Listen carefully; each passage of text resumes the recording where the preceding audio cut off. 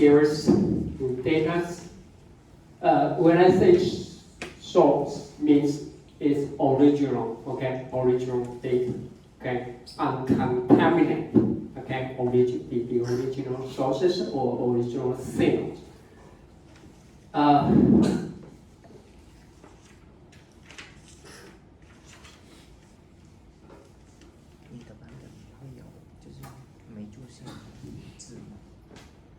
那是of course, first we need to calculate the covariance, okay, the matrix. First, we do the so-called center, okay, center, make it zero mean, okay, subtract it from the mean, subtract from the mean, okay, and here's how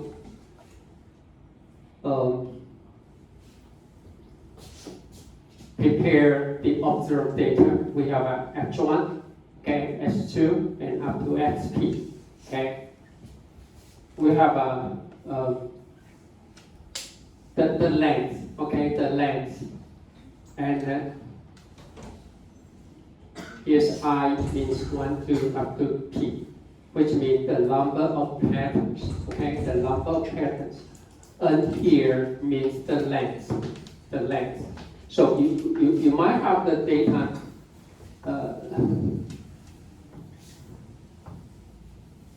like this, okay?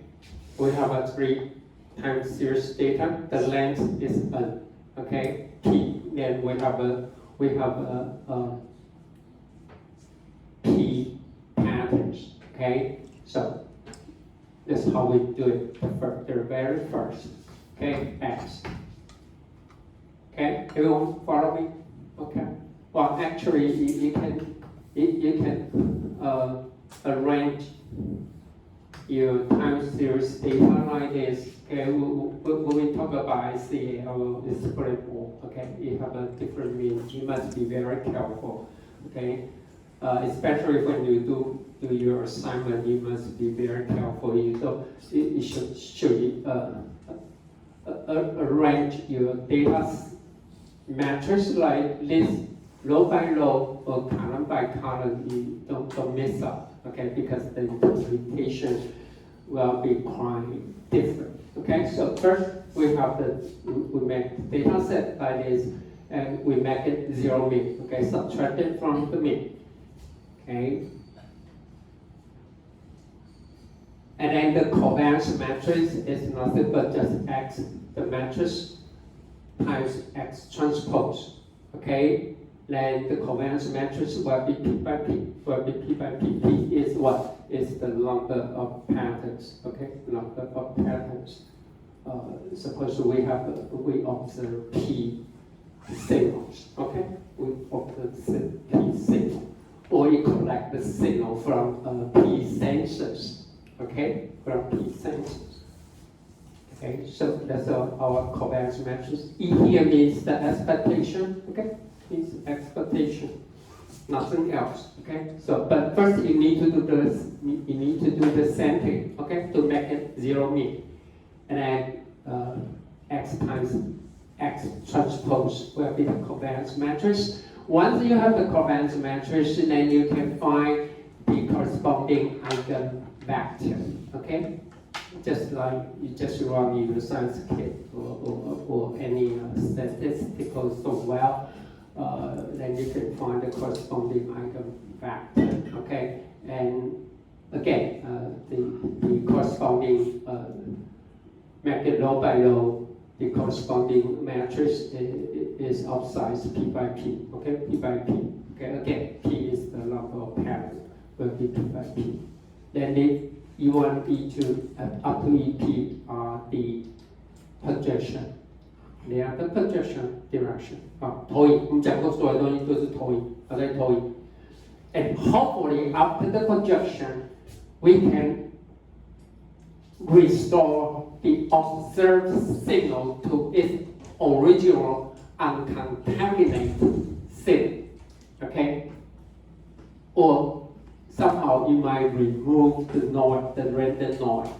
Hopefully, okay, it may not be true all the time, but that's something we can expect. Okay, so first we find the covariance matrix. matrix, and then find the corresponding eigenvectors, then we do the projection. Okay, we have a P patterns so that we can project the signal to P directions. Okay, and then we do the transformation. That's the idea. Okay, then we do the transformation. The application here is not for dimension reduction. No, 它不是为了做降维。Okay, but try to separate the observed each one the observed signal, and we try to figure out what is the original. Okay, the original sources. Okay, that's the idea. Okay, so then we say Y should contain P separated sources of the observed or the mixed X, just for separation. PCA may not be the best choices. Okay, but anyway, useful comparison. Okay, but we still can use it to do something. Okay, to do something. Okay, so let's say here I make a note.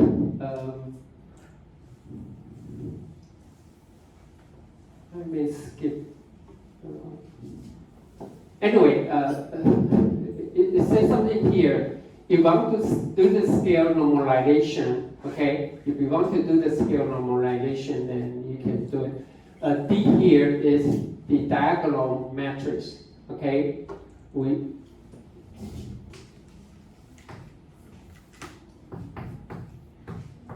You can think of this as the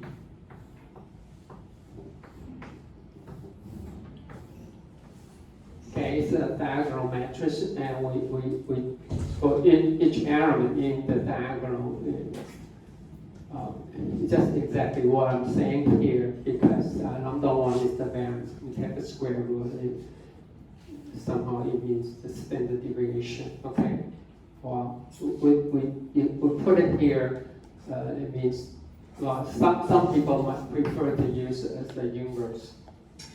Okay, inverse. In that case, then D will be sigma 1 with sigma 2. Okay, so, but we defined it like this. So we can normalize with respect to what the eigenvalue, the square root of the eigenvalue. We do this, okay, for normalization. Okay. Okay, and E here, not expectation, but E is D. Okay, it's the matrix. Okay, constructed by the correspond by all the eigenvectors. Okay, then we can then after that, and anyway, Y here we times the diagonal matrix so that we can scale. Okay, we can change the scale. Which means what? As I mentioned, is that if we have a number 1 here and number 2 here, it means then we divide by square root of lambda, right? So if the major X will be reduced and the minor X will be extended, and we will make it look more like what? A circle, right? Right? When you do the normalization, you will look more like a circle, okay, instead of an inlet. 它这边是做 scale， 你不一定要做好，比如说你脚一样，你可以照这个去用here, you might you want to know, should we do the standardization or normalization before PCA? Should we normalize the data, each data point? Okay, for example, as I say, you might have features, okay? one's age. What could be the range for ages? 1 to 100. That could be. Some people might more than 100, but basically, if the difference is 10, it could mean a lot, right? Right, especially for the annual salary. 10, 20 years old, or 30 years old, or even 40 or 50 years old, 10 years old could mean a lot.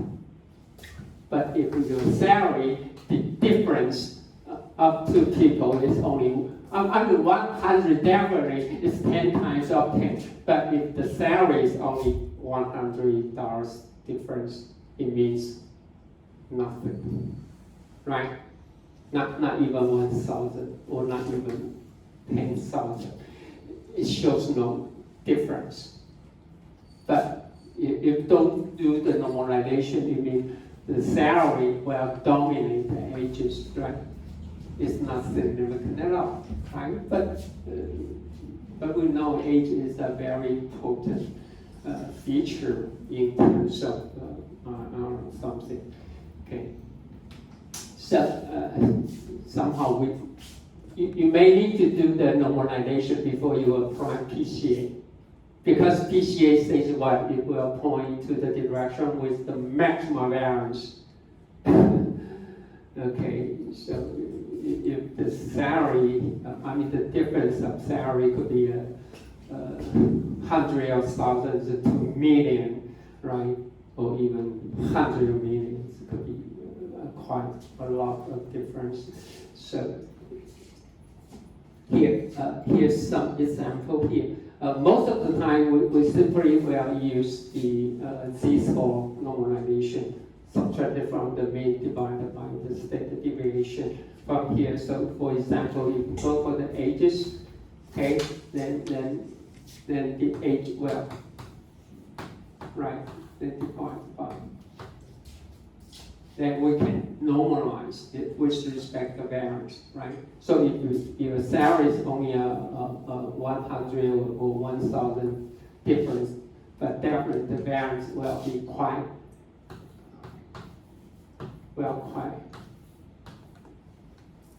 large, right? Then we can normalize it to a more reasonable range when you compare the difference between ages and salaries. Okay, so that's one of the things you can do here. Okay,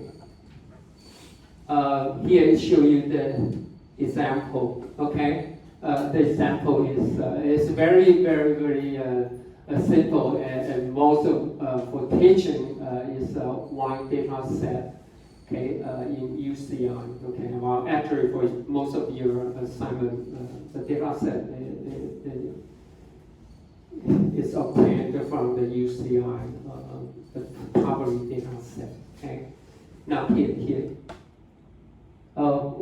it has 3 classes. Okay, class 0, class 1, class 2. Okay, you use a different symbol and color. Here's the distribution. Okay, it is the first. Okay, the first principal component. Okay, you project to the very first eigenvector and the second eigenvector. So it just reduces it into 2 dimensions so that we can visualize. Okay, the value from here. You can see all. The data points from 3 classes, they somehow mix together, right? See that? They mix together. But after we apply the standardization or normalization, and then we carry out the PCA and take a look about its first component and second component. It is well separated, okay? Even you apply any classifier, before you apply any classifier, 你什么分类器都还不要用, okay? Visualize, it shows there's a one class, and we have another class. Okay, you might miss misclassify this sample, but most of the case, okay, it gives you a pretty good result, okay. But remember, it may not work for every data set or for your own data set. You must be very careful. Sometimes it works, sometimes it will get worse, okay. There's no guarantee. But anyway, before that, you might think of this normalization as a pre-processing. So you need to ask, do I have to use pre-processing to improve the PCA or any classification task? Okay, but for this case, definitely. Okay, it is not special designed to demonstrate the benefit or advantage of standardization or normalization, but because it simply just use the one data set that's available in the UCI public library. Okay, so they contain a lot of different features. Now we project it into two-dimensional. Okay, not just for dimension reduction. Sometimes you can use this to visualize the effect, of the features. But from here, this example here, normalization with z-score, appearance, it worked for this data set.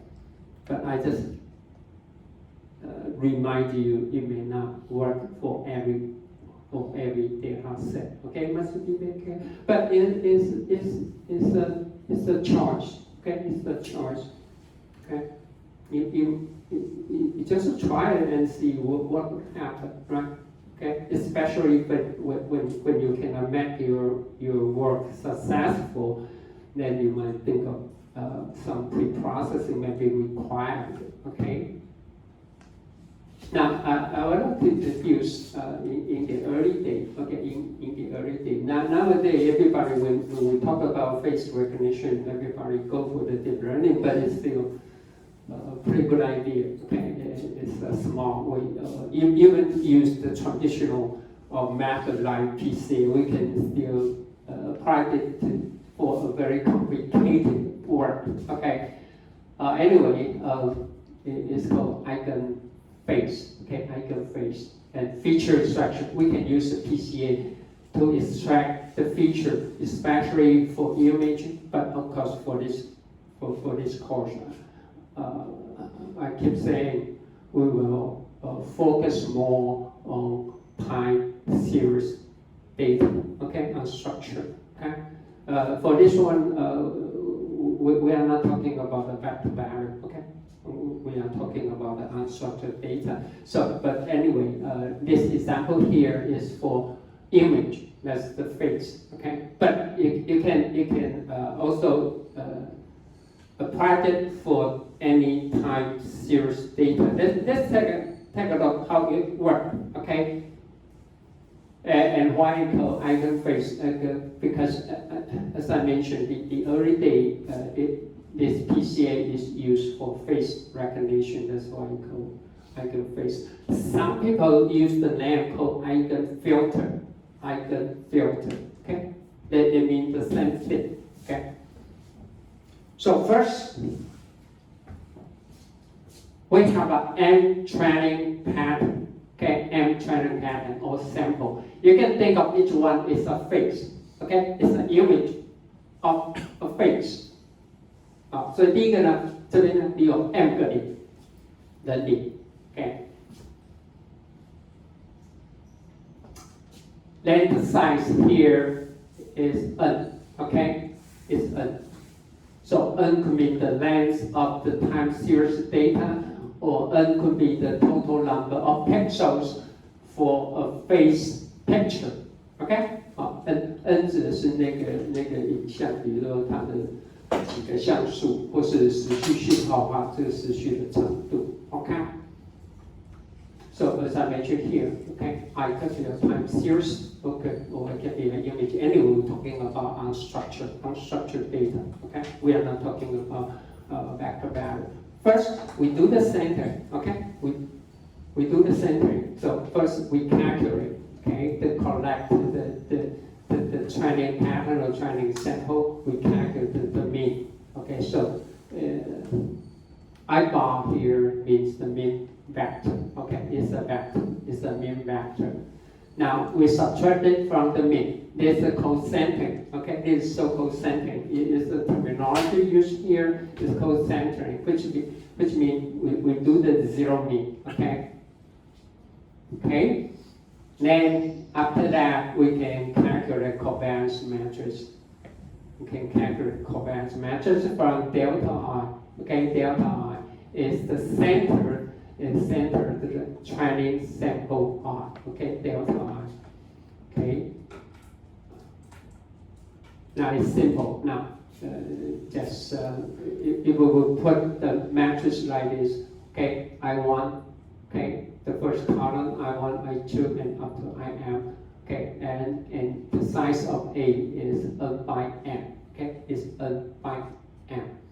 N means the length, okay, M is the number of sample or the number of phase image, okay. Okay, then A times A transpose. Okay, then this the resulting matrix is so-called covariance matrix. Remember, they are centering. They are centered first. Okay, so everyone follow me so far. Okay, it's simple, right? Okay, everything just follow the standard procedure. Okay. Here's the trick. Okay.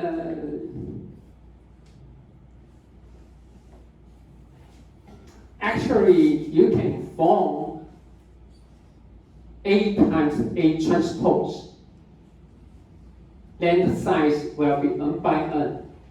Then it means what? The covariance matrix will be, you will calculate covariance between pixels. Now we are talking about the phase. Then the covariance means the covariance, okay, or the relationship between pixel, this pixel and that pixel. Okay, we are talking giving a phase. Okay,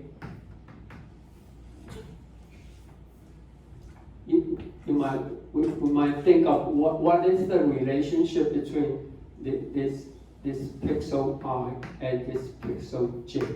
Okay, so but if we go for A transpose times A, then the size, the covariance matrix will be M by M. It means what? The covariance between phases.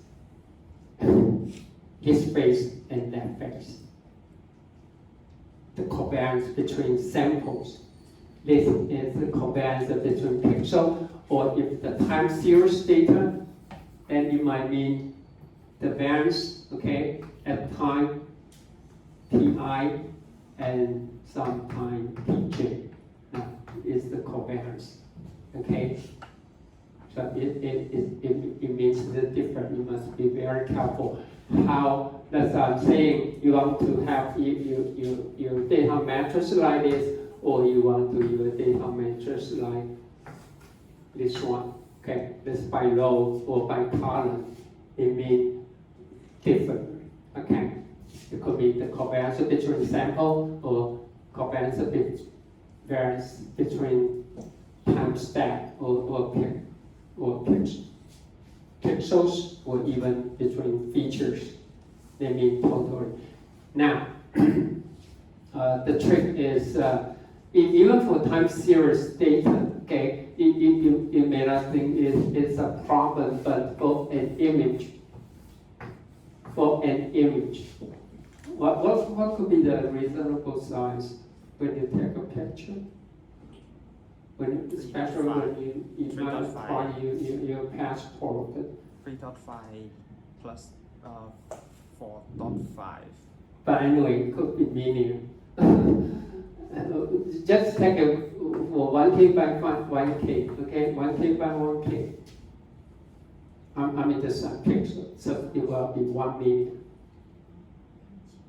Then we stretch it two-dimensional 1 million pixel into one dimension, because we are talking about the matrix. You have 1,000 then what would be your covariance matrix size? 1 million by 1 million. You know what I'm saying? 你的那个矩阵是100万乘100万。Gosh, now how are you going to do it? But most of the time, you don't have 1 million samples. Okay? For example, for access control in the building, you might only have 1,000 employees. Or even for YuanZe University, you might have the access control, okay? The main entrance, most of, how many students we have? Less than 10,000, okay? Then the matrix size could be 9,000 by 9,000. It's better than 1 million by 1 million, right? But you see the difference here side here. Now, if you pick up the covariance matrix could be A times A transpose, or you can calculate A transpose times A. You take which one is smaller, you take the smaller one for your covariance matrix, you know what I'm saying? But if you only, for this case, definitely M by M could be smaller. But N by N, because the matrix is the image size, it could be quite large. So don't but basically, actually you need is A times A transpose. But don't calculate the corresponding eigenvector from here. But you can do it from this one. Then it says if V is the covariance matrix, okay, eigenvector for this matrix, then the eigenvector for A times A transpose K. This is the equation, okay? Just A times B. So first, you try the smaller size of the covariance matrix, then you times A, then you can find out the corresponding eigenvector, okay? That's for sure. Because if you don't work on image processing, maybe it's not a problem. But even for time series, you might have the data point because some of the sensor might collect more than 100 or 1,000 per second or more. But the input could be as long as 1 minute, for example. We still have a lot of time step, okay? But you might only have a 1,000 or 100 or tens of the sample. So always use this equation, okay, it's very more practical. They are exactly the same. Okay, so use this covariance matrix with the smaller size to calculate the corresponding eigenvector, then we times A, then we can find out the eigenvector for another covariance matrix. You know what I'm saying, right? Okay. 只是找小的算，不要找那个100万乘100万，那个你跑你的 mainland 那个根本跑不下去，宕机，对不对？马上宕机啊。This is more practical. Anyway, this is only an image processing guy. They know how to handle because they have such a problem. Okay, but anyway, and here it show you why it's true. Okay, I give it to you. Okay. You can see the proof here, okay? But anyway, just remember, okay, for implementation, just remember this one. Pick up the small covariance matrix, and you can always find the other one, okay? It's much easier, okay, for implementation, okay? For training, now, we only retain the K eigenvector, okay? Again, we usually, we sort the eigenvalue in decreasing order, okay, and find the corresponding eigenvector to build up the matrix, okay? Now, for each training pattern delta I, we make it a linear combination. We make it a linear combination of the selected eigenvector. You will remember what I'm talking about last week. We call this as the basis 基底，记不记得？这个就是基底。We use the selected, okay, eigenvector as the basis, and we try to use the linear combination of the basis to reconstruct the unknown phase. And in this case, W, the coefficient W, will be the features. 知道我在说什么？第一个，我们根据前面那个算，我们选择 K 个 eigenvector， 用这个 eigenvector 当成基底，然后呢，这些基底的线性排列组合可以去重建那个没有看过的或是训练的影像，或是呢时序讯号。But remember, okay, the delta I is the center, okay? Even for an unknown phase or time series, you need to subtract it from the mean of the training sample, okay? And then we try to find out the linear combination of the selected eigenvector. Now, W will be the feature, okay? Because when you have an image like this or time series data like this, they are so-called unstructured data. There's no way you can use it directly, okay? We need to extract feature. I mean, most of the feature could be what? Could be the mean, the variance, right? Or the third moment or fourth moment or the a lot of you need to design your own features.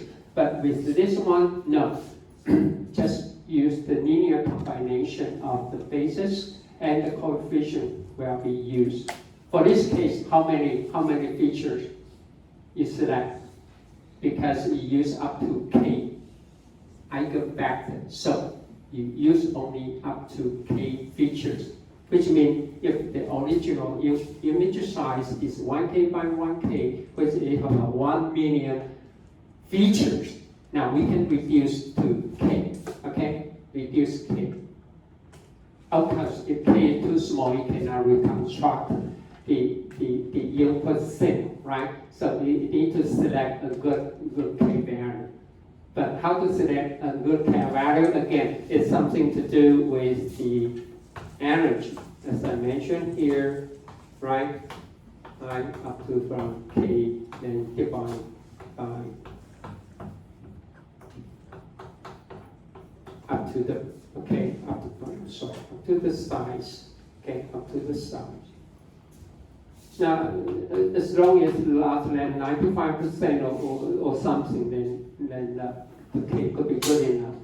Right? You can represent. You cannot 100% reconstruct the original signal, but that could be good enough. So you can simply use the percentage of the total energy or power that we can do it. Okay. Well, once you can make the linear combination from the eigenbasis, then we plot the original mean, right? Because the delta I is subtracted from the mean, and we plot, and we put it back. Then this will be the reconstructed, okay? Reconstructed signal. Okay, that's how we use it. Okay. Now the next question is, then what should be the W? As I mentioned, we use the coefficient as the features. Now how to calculate the feature, right? Say, what is the coefficient? Now it's easy, it's right here. W is nothing but U. U is the eigenvector that you selected, okay, times delta R. That's it, okay, for sample R. Then that will be Wij. That's it, okay? Then J from 1, 2, and up to K, because you use up to K basis. So it's simple, okay? So you just take the eigenvector, the transpose, times delta I. Delta I it is the image or the time series data. Just put it. Then this will be the code. Then WI1, WI2, and up to WIK is the feature vector for pattern R. It's simple. Now we reduce the dimension. Okay, no matter what is the size of the original image or what is the length of the original time series data, now we simply just use K features, okay, which are the coefficient for the linear combination from the bases, which are the selected eigenvectors. Okay.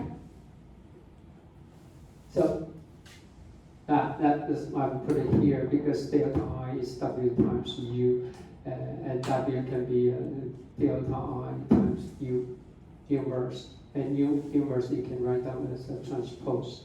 It's simple. Because what? Because for PCA, all the eigenvector must be orthogonal. 因为它们都要正交嘛。我们讲过，这样这个矩阵是正交的，它的 inverse 就是它的 transpose. Okay? Because all the eigenvector they are orthogonal with respect to each other. So the inverse of U, you don't need to recalculate the inverse. We simply just take the transpose. That will be good enough. But anyway, here's the equation. Okay? Here's the equation. You can extract the coefficient as your feature. Okay? So that's it. Okay? Okay? So that's what you do here. Okay? That's what you do here. Now, for classification, it's simple. Okay? For an unknown, if you have an unknown signal, no matter it's the imagery or time series data, then you just go through the procedure here. Okay, this for unknown, right, pattern, for this unknown pattern. First, you calculate from the mean. Mean is from your training data set, okay? The mean vector, then we calculate, okay, the reconstruction and the corresponding coefficient. You just pick up the very first eigenvector, the second one, and up to k. Okay, up to k. Then you can find the corresponding coefficient, and we use this coefficient as the feature.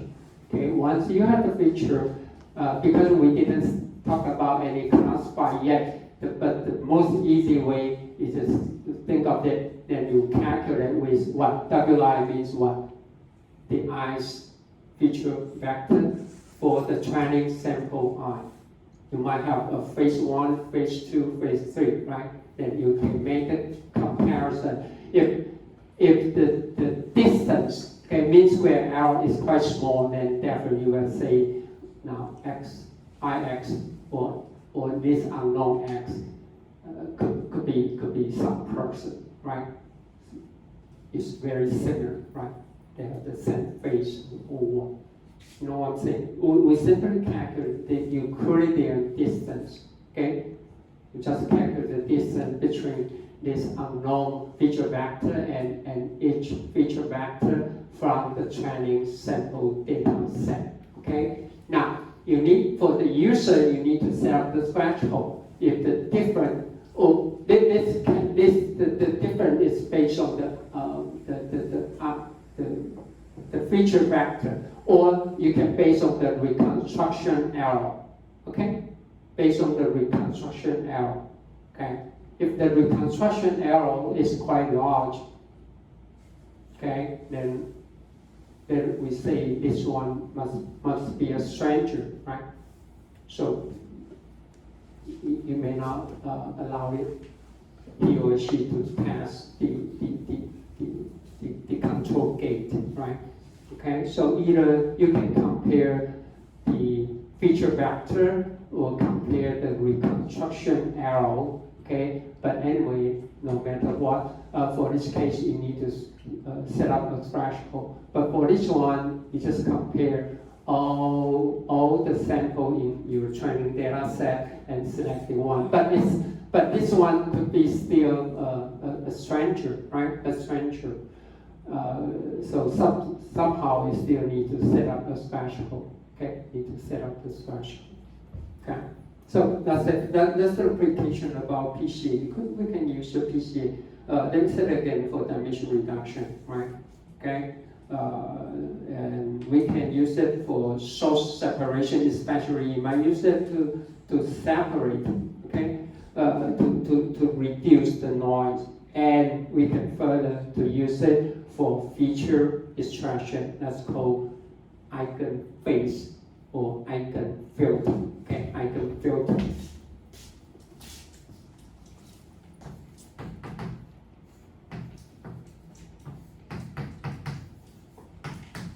Okay, eigenfilter.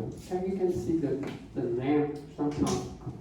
If you don't use it for face recognition, then when you call it eigenphase, it's kind of weird, right? Eigenfilter is more general, okay, for any different application, okay? And so here is an example. Just so you want you to, this is the basis, okay? This is the basis. And then for an unknown phase, we can use this basis, try to reconstruct this unknown phase. And this is the corresponding coefficient for the linear combination. And then we use this 0.9571 and blah, blah, blah, okay, as the feature vector. Okay, so this can be a time series data. It does not have to be a phase, okay? Use the phase as an example is much easy to visualize the effect or the result. Okay. As I mentioned, we can calculate the difference, right? The difference of the feature vector. Okay, but sometimes we can divide it by, because since you calculate the eigenvector, then definitely you will also have the information about the eigenvalue. As I mentioned, what is the statistical meaning for lambda? It means what? Variance. So we normalize the difference by variance. See that? That's another way. Okay. Could it be better or worse? Then you need to do the experiment and select the one. Okay. So not just calculate this so-called Euclidean distance, 欧几里的距离, but also you can try to normalize. Okay. As I mentioned, because for the feature it could be with the age and salary, right? For this application, it's okay because it's just a coefficient. For the linear combination of the bases that you selected. But anyway, that's another way we can normalize, okay, the difference for each feature or for each coefficient with respect to the corresponding eigenvalue. But again, the eigenvalue is the variance, okay, in the projected direction. Okay, 所以lambda 它实际上就是 later on when we talk about the traditional machine learning, actually there's a name for it. We call Mahalanobis distance. Okay, 你们小学过中文的可能会知道，那个叫马氏距。But anyway, we will talk about more detail about later. Okay. Here another measure is try to find the similarity between the unknown x and some sample I, which means you can calculate the cosine, this so-called cosine measure. Okay, so you might have this because W is a vector. Okay, then we have a W. Okay, from your sample I, and this is theta. Okay, and cosine theta is defined by it and divided by the length, right? by the length.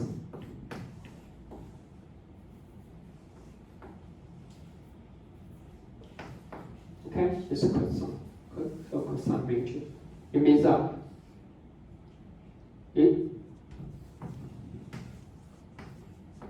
cosine 0 degree equal to what? 1. It means what?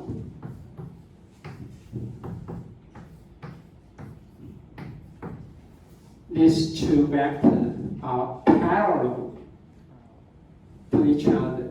It's a good measure, especially for image recognition. It means what? It's not affected by the lighting illumination. Linear, it may not be true. 对啊，这两个平行，可是它的指标相等哦。The value they don't have to be the same. It doesn't matter. Okay, as long as they are parallel. But it means when the lighting is changed in a small area, you can see they still be the same line, right? No matter the lighting is bright, it is overexposed or underexposed, but the contents are still the same, right? So this is another good measure. And if we want to convert it into the distance, visually we will put this. Okay, cosine C, because cosine 0 is 1. And 1 minus 1 is 0. Usually when we say the distance is 0, then we mean these two things are exactly the same. Okay, so that's something you can do here. Okay, something you can do here. Okay, so that's it. Okay, so that's about PCA. Okay, that's about PCA. Any question? Okay. I put it here. I say the process for unstructured data actually you can also apply for vector value sample if you want. So if you are interested, just go through the same procedure. But most of the cases we don't use this reconstruction for vector value sample. Okay. Most of the cases we don't. We just work on the unstructured data like imageable time, especially for time series data. But you still can apply it for vector value data. Okay, I will skip the detail because basically they're the same. Okay. Okay. So any question? Any question about the PCA? I'll stop here. If you want to know why the PCA will project to the direction with the maximum variance, here's another way to explain that. So if you are interested, you can go through it. Okay, you can take a look. Okay, why PCA project to the direction of maximum variance. I already explained a little bit about it, but if you want to see more, okay, and especially you have some knowledge about the Lagrange multiplier, then you can take a look. Okay, why it is true. Okay, when we point to the maximum direction of variance, it will give you the eigenvalue, eigenvector form. Okay. Okay. Okay. Let's take a break, and next hour, then I'll move forward to talk about ICA. Okay. It shows a lot of very important topics, especially the idea or technique. You might use it later on for machine learning, even for deep learning. Okay. Okay, so take a break. Okay.